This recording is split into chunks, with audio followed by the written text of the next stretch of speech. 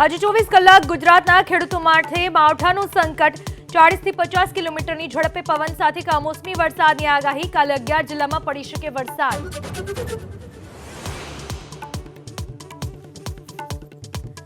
સતત બીજા દિવસે સુરત જિલ્લામાં માવઠું ઉમરપાડ સહિતના આસપાસના વિસ્તારમાં ભારે પવન સાથે કમોસમી વરસાદ શાકભાજી ડાંગર સહિતના પાકને નુકસાન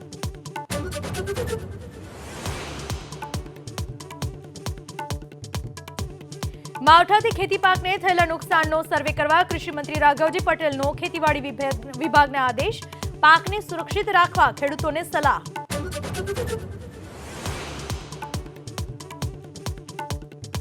સાબરકાંઠામાં સહકારી ક્ષેત્રમાં ભડકો ઈડર એપીએમસીમાં લાખો રૂપિયા લઈને ભરતી થયાનો ભાજપના પૂર્વ જિલ્લા પ્રમુખનો આરોપ ઓર્ડર ન અપાયાનો ચેરમેનનો દાવો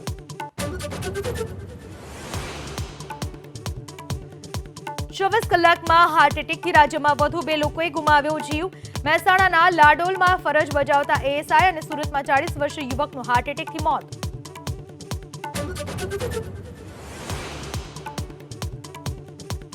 પ્રધાનમંત્રી મોદીએ વારાણસીથી નોંધાવી ઉમેદવારી સતત ત્રીજી વાર ઉમેદવારી સમયે અનેક દિગ્ગજો વારાણસીમાં રહ્યા ઉપસ્થિત